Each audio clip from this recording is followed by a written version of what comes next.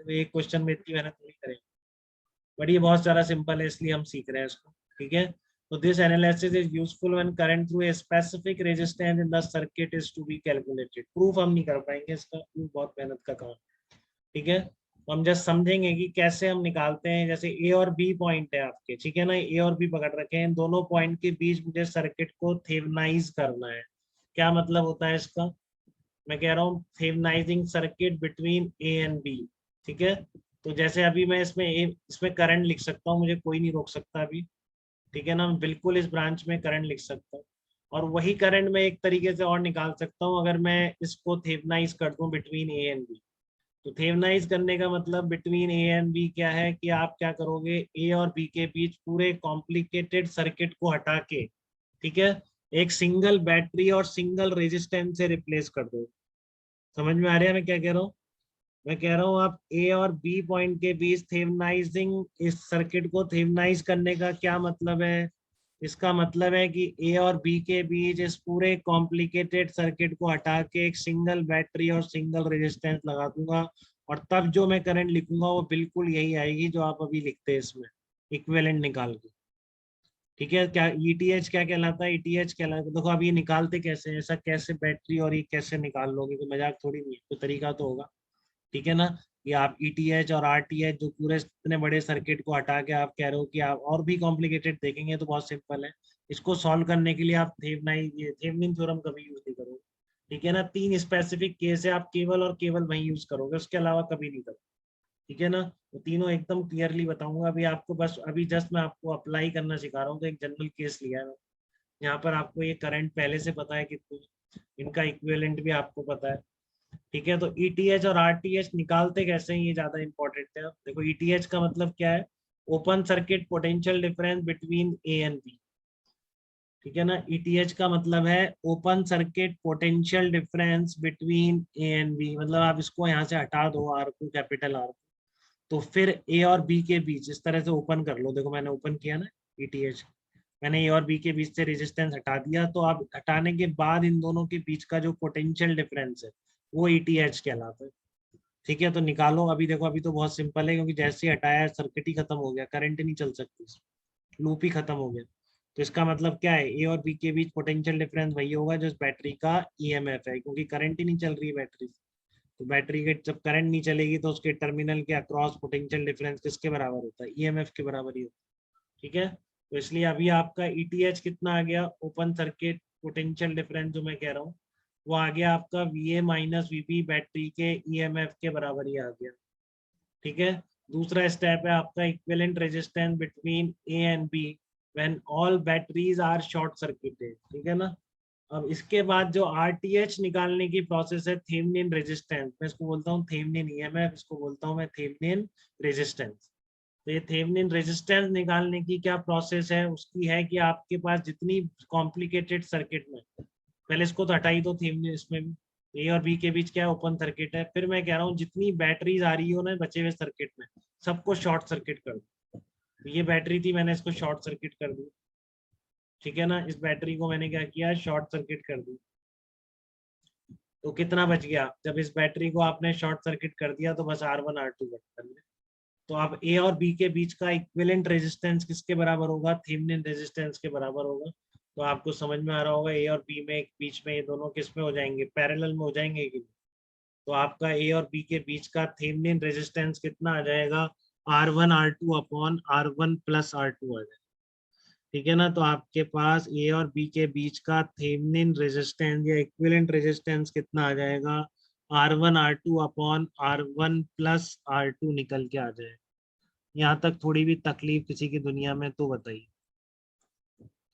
ठीक है ना, दोनों क्या करते हैं, open circuit potential difference ETH है उन दोनों पॉइंट्स के बीच, और जो उन दोनों पॉइंट के बीच का इक्विवेलेंट रेजिस्टेंस होगा उसके हटाने के बाद उस रेजिस्टेंस को, तो ए और बी के बीच का इक्विवेलेंट रेजिस्टेंस क्या कहलाता है? आपका थेवेनिन रेजिस्टेंस कहलाता है। अब आप करंट दोनों से निकाल के देख लीजिए, देखो सेम आ रहा है आंसर। ठीक है ना, पहले तो आप पहले से निकालो, जितना आपको पहले आता है उससे निकाल के देखो आप एक बार। ठीक है ना, एक बार आप उससे निकालो, तो आप करंट क्या लिखोगे इसमें बताओ? करंट क्या चल रही होगी? इक्विवेलेंट रेजिस्टेंस नहीं लिखोगे क्या इसमें? इक्विवेलेंट रेजिस्टेंस से लिख सकते हो ना, निकाल के देख लो एक बार करंट, देखो मैच करता है क्या? कितना होगा? ई upon equivalent resistance R plus R1 R2 upon R1 plus R2, ऐसे ही लिखोगे कि नहीं बताओ? ये करंट की वैल्यू ठीक है सबको, कोई दिक्कत तो नहीं है इसमें? अरे बताओ, क्लियर है ना? No sir. Yes, yes sir. sir. Current चलेगी E अपॉन इक्विवेलेंट रेजिस्टेंस, तो इनका इक्विवेलेंट इतना ही है। अब आप इससे निकालो जो आपने सर्किट से रिप्लेस कर दिया ना इसको नए सर्किट से, तो मैं कह रहा हूँ अब भी करंट की वैल्यू वही आएगी, यही थेवेनिन की इंपॉर्टेंस है। ठीक है ना, करंट की वैल्यू वही आनी चाहिए तभी सही है। क्या होगा अब ये होगा ETH upon R plus RTH। तो अभी आपने निकाला कि ETH तो अभी E के बराबर आ गया, और थेवेनिन रेजिस्टेंस आपने इन दोनों का इक्विवेलेंट ही तो निकाला है अभी। देखो मैच कर रही है कि नहीं?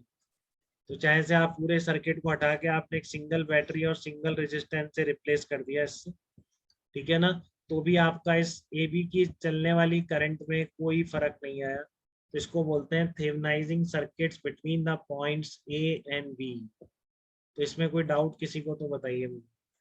ये जो मैंने करंट इक्वल करके बताया है, बात क्लियर है आपको? तो इसलिए हमेशा आप ऐसा कर सकते हैं, बट आपको इसके कभी भी करंट निकालने में यूज नहीं करना।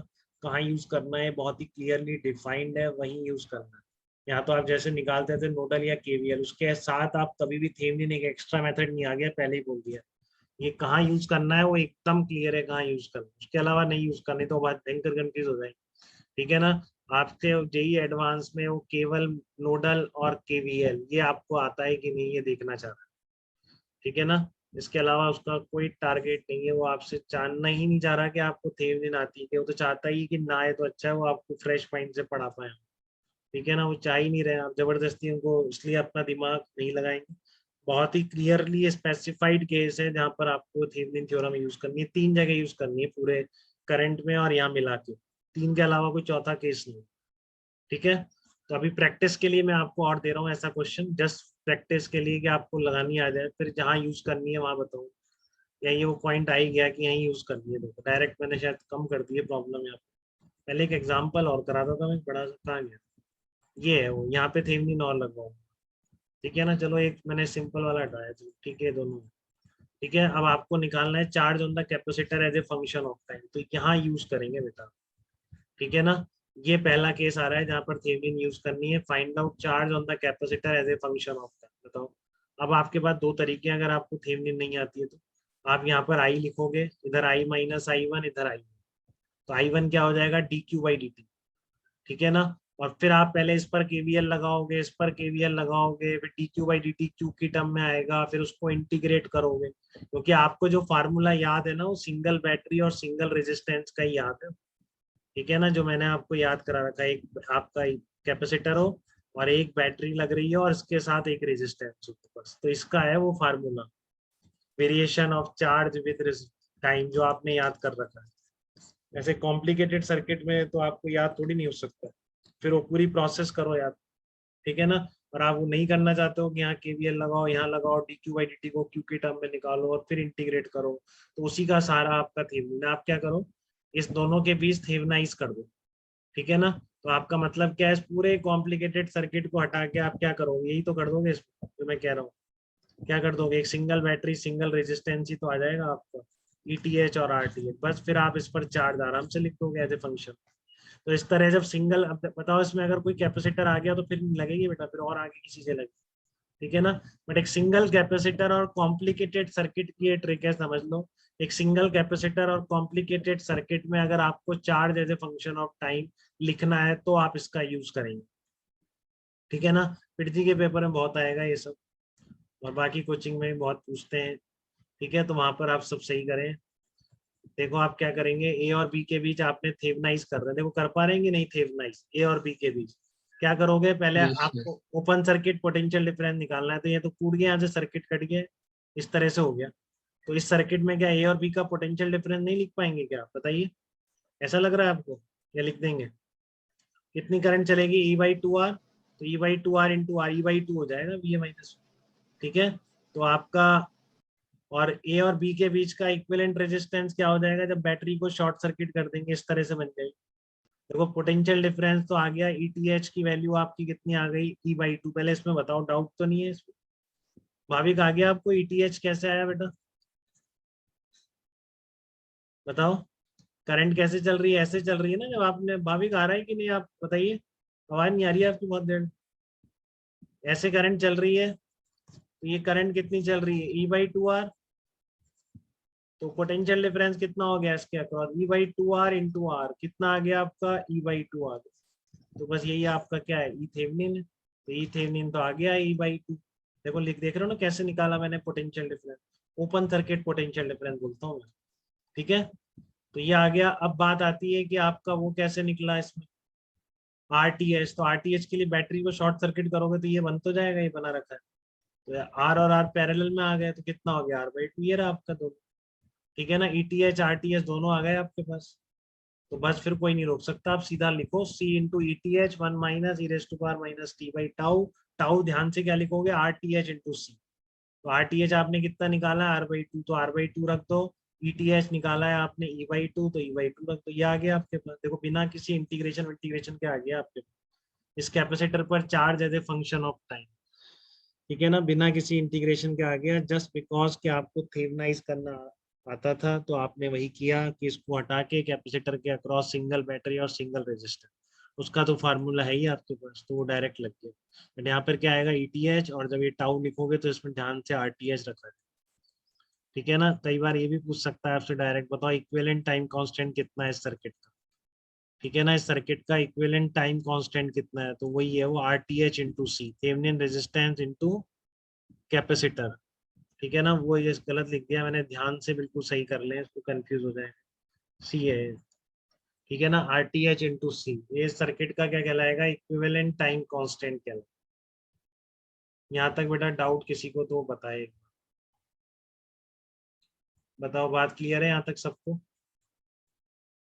कैसे इस सर्किट को यस यस। थेवनाइज करा गया, और कैसे वो मैं फालतू में इंटीग्रेशन तो बचते हुए मैंने डायरेक्ट ये फार्मूला यूज कर लिया अपना जाना पहचाना फार्मूला, ठीक है ना, बट यहाँ पर ध्यान रखें ETH है और टाउ में RTH है, वो निकाल के ही यूज करें, ठीक है। तो नेक्स्ट एग्जांपल से अपन कल लेंगे, तो कल अपना ये बाइंड अप हो जाएगा डेफिनेटली।